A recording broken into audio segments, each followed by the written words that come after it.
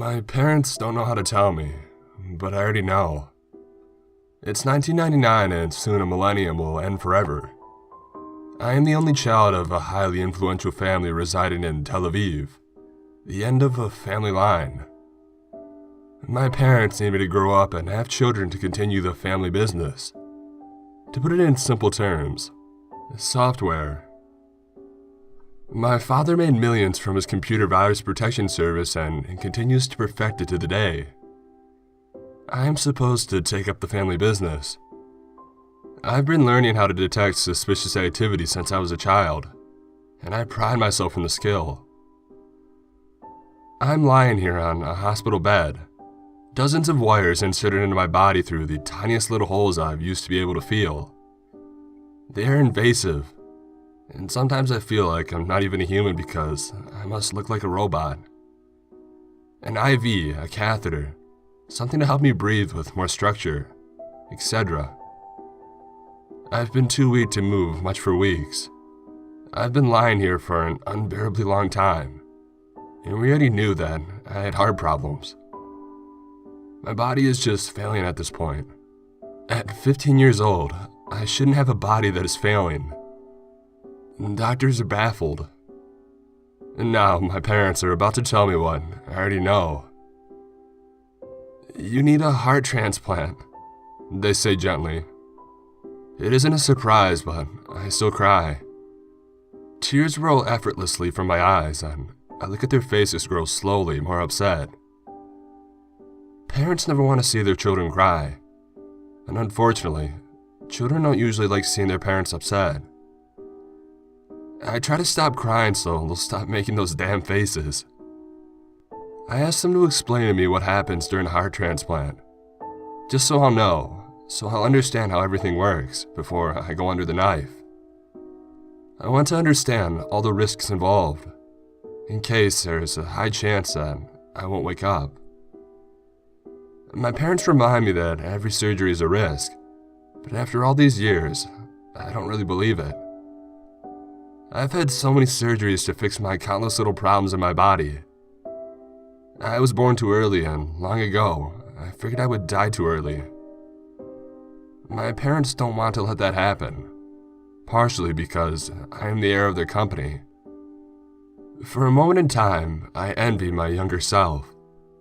At the age of 10, the doctors thought I was doing so much better and they let me run free.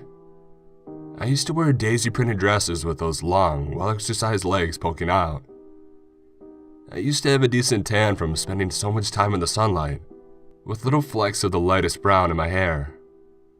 On especially arid Middle Eastern days, I would dive into the family pool in my black and white spotted bikini. My friends and I would play tennis on my court in our tracksuits and our short shorts. I usually won. I had always made an effort to stay athletic so my heart would be strong. I was definitely a wealthy child. I had everything I could ever want. I would lay out in the sunshine on unnaturally soft green grass to contrast the dry and dusty world around me. I read vapid teenage magazines, learning the palettes of every season with a keen eye of models. Had I seen them somewhere before? Was that Kate Moss or just some younger, newer lookalike? I brushed up on my English, my Hebrew, and my Arabic with ease. I was pampered, yes, but I had a sharp mind. I always wore the floppiest hats with the widest brims possible. I also demanded only the cutest of sunglasses, which I could find anywhere, especially posh in town. But here I am now, in a mostly white room, unable to urinate on my own and much less play tennis. My parents try to make me feel better amid hospital incarceration. My hair is now the lightest shade of bottle brown possible, and my nails are done up with sparkles and decals. They are the cheesiest shade of pink one could ever imagine having. It contrasts with the rich brown undertones of my skin. It isn't fun. The frou-frou color, it is plain ghastly. I am informed curtly that there simply aren't enough hearts to go around. That isn't a surprise. Unfortunately, I live in the country with the least amount of available hearts. This is due to an Orthodox Jewish practice, and we have so many of them in this country. They refuse to donate organs, so only about 10% of eligible citizens even hold a donation card. And to make it worse, my blood type is AB, the rarest of all. They don't estimate a heart arriving for me anytime soon, and in the meantime, they plan to make my life plenty comfortable. However, my parents and I detect what they are really saying. They are pampering me so I die comfortably. My parents protest fiercely. Money is no object. They make this very clear. They say it several times over. They will double, triple, quadruple what anyone else pays. However, the doctors insist with a strange level of anxiety that there is no heart for me yet. I will have to wait it out. Meanwhile, my parents continue to pay hospital bills that are surely no burden, but no bar tips for certain. My mother is flustered as a bumblebee who had lost its stinger. She visits me every day to swear she will find me a heart soon, tears in her eyes, a blush upon her face. Her brown eyes glare at the nurses who adjust wires and poke and prod me like a lab animal. Her thick and shapely eyebrows knit in her face, and her plump lips purse every time it's time for me to go for a walk or have a meal. She begins personally paying for a catering service so I don't have to eat the hospital food for a third month in a row. They haven't exactly run out of options, but everything has the consistency of either glue or cardboard.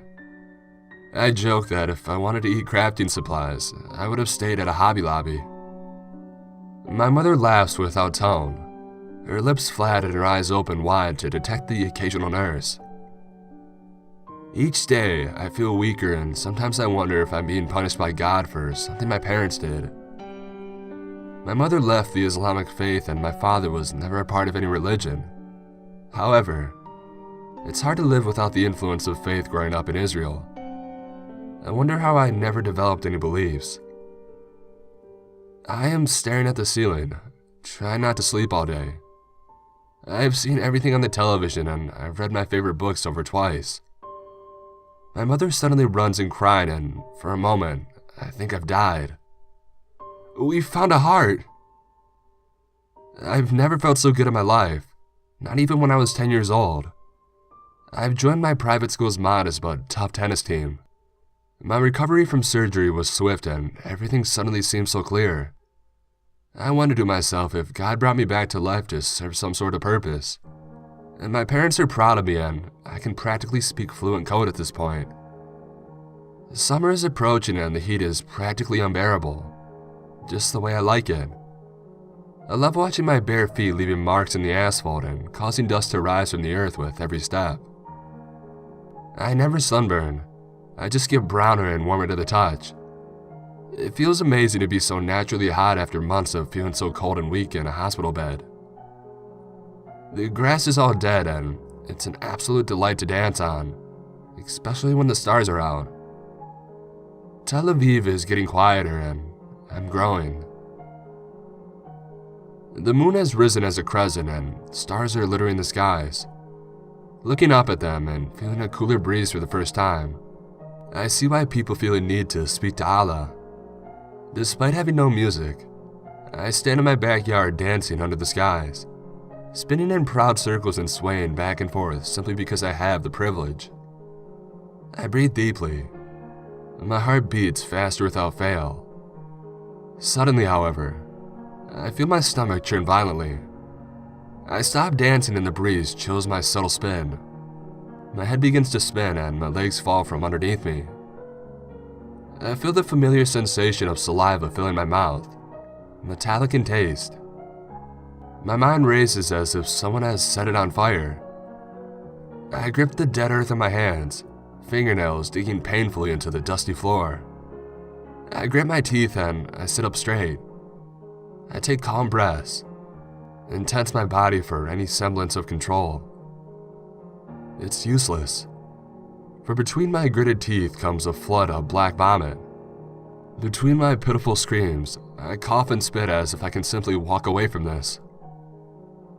Back in the hospital, liver failure they say, I start wearing a hijab adorned with a detailed floral pattern. It's stylish, and even though I haven't found faith, I want to be granted sympathy and trust. Maybe I'll be turned. Maybe. Once more, it's difficult to find donors. Doctors are getting increasingly nervous. Nurses call me the miracle girl. This time, however, they know exactly what the problem with me is. The heart I was given had bad blood. I've been infected with hepatitis C. I wonder how this could happen, given that donor hearts are supposed to be tested for such things. I count my blessings and begin treatment, which includes pills and further tests. Unfortunately, it doesn't seem to be working, and there are few options for healing a liver as suddenly diseased as mine. My urine is dark, my stomach is always in pain, and we need to act fast. My kidneys could follow suit of my liver and become infected and shut down entirely. My parents quickly inform me that they've found a liver, compatible and all.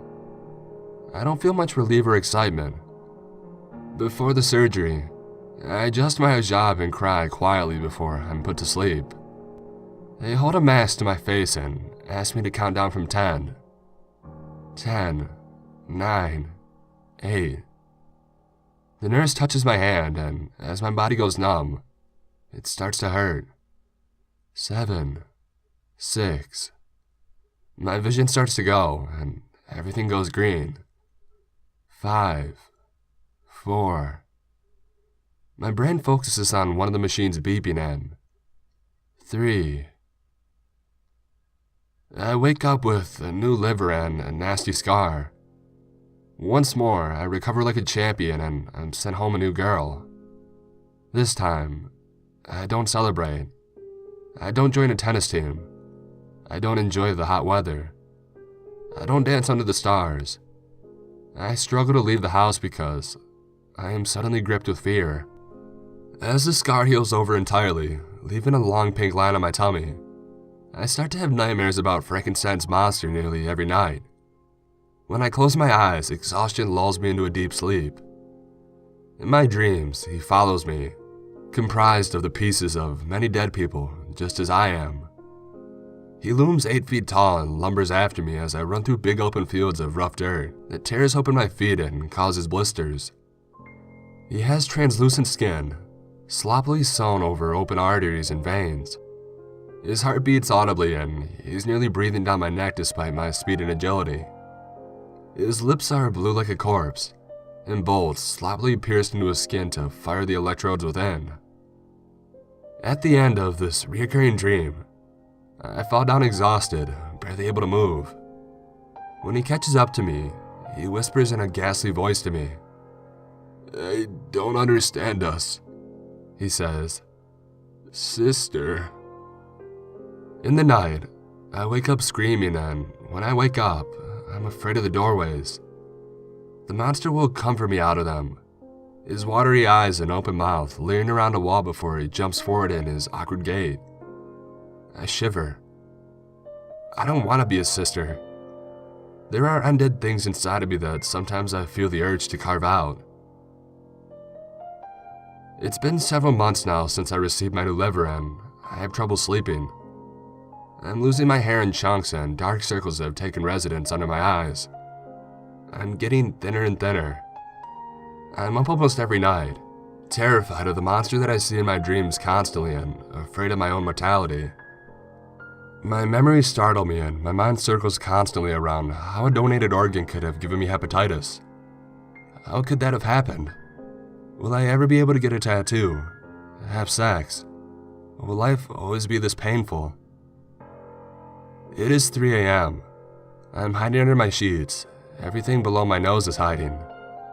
My eyes are watching the doorway and the shadows creeping across the ceiling. They make eerie shapes. I could swear that last one was a man, a silhouette. The deprivation must be driving me crazy, and still, my eyes twitch nervously around the ceiling. A creak at the door. I look over at it knowing that nothing will enter. I'm entirely wrong.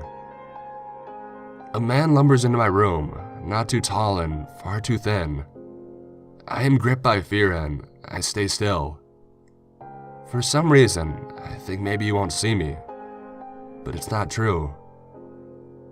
A dry, struggling squeal rises from me, and then I see what he has in his hand. I'm dreaming. I must be dreaming. I didn't do anything, I whisper, tears streaming down my cheeks suddenly. I've never been so afraid. My stomach begins to heave and shake like the temperature has dropped. Please, just leave me alone to suffer. My parents can pay you. I'm not a monster, I'm a sister, and I'm an only child and a good kid. I never did anything to deserve this. My eyes twitch wildly, but I can't bear to look at his face. I start to urinate. He raises his club and cracks it down on my head. I'm out. My head is throbbing, and when I open my eyes, the light is dim and a little red. There are 7 silhouettes standing over me, and as my eyes adjust, I can make out their features. The walls are a tacky yellow, and even in this lighting, I can make that much out. I groan as I try to get up. I find I'm tied down entirely. I can't move. I begin to struggle, tugging furiously at my bindings. There's no point. Somebody, help me! I scream as loud as possible, but no one moves a muscle. I'm being stared at methodically. Something is being thought up, figured out. A cold finger traces my almost healed scar, and I squirm. A woman begins to explain the predicament in broken English. You're young and may not have heard of this power struggle. The war, the kills. You have lived in a nice world. You may not know of organ trading, but your parents know everything about it. When they cannot find you a heart, they purchase one for $1 million from the genocide. You a spoiled rich girl.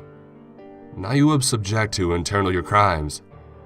This is what they do for our children, little girl. They tie down and cut them open, sometimes alive, sometimes not.